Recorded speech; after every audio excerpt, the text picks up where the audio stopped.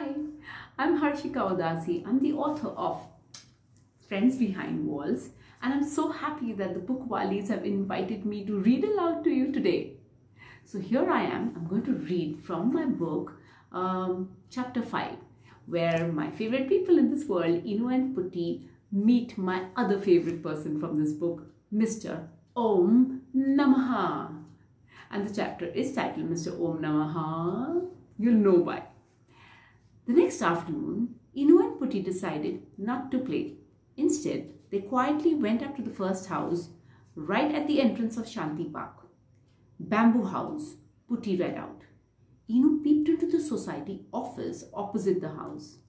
Bhale Rao Kaka, who is the society watchman plus gardener plus everyone's favorite person to shout at, he was adjusting his little bag into a pillow and preparing for his afternoon siesta, for his nap. If he spotted them trying to get into this house, he would not let them.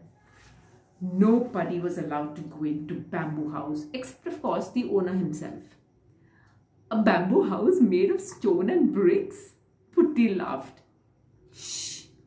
Control your funny talk, mister. You know we are meeting Shanti Park's grumpiest resident, right? He doesn't like laughter, jokes and sillies. And he hates visitors.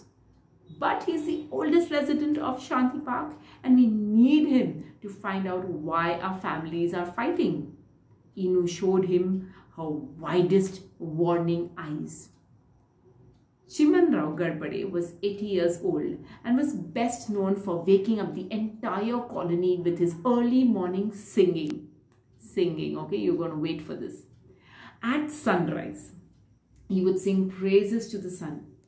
He would start with Om Suryaya Namaha, which would go on for a full 5 minutes, loud-throated and super enthusiastic, till not just the sun, but every resident of Shanti Park, including the poor, unsuspecting animals, would wake up. Inu and Putti had secretly named him Mr. Om Namaha and even had their own version of his recital. Listen to this. Om Brashyatitai Namaha, Om Take a Bathai Namaha, Om Hari Hari Fast Namaha, Om Breakfastai Namaha, Om Go to Playai Namaha.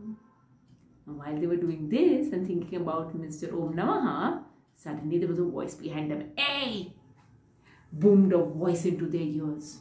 It was Mr. Om Namaha.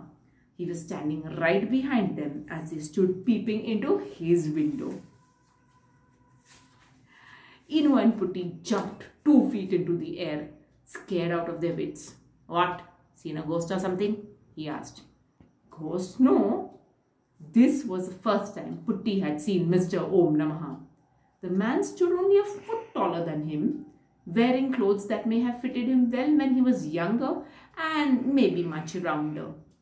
Presently, he needed 2 suspenders over his shoulders to hold his trousers in place. Resting on his nose was a pair of round spectacles through which he looked the kids up and down like he was examining some rather old stinky fish that a fisherwoman was trying to sell to him.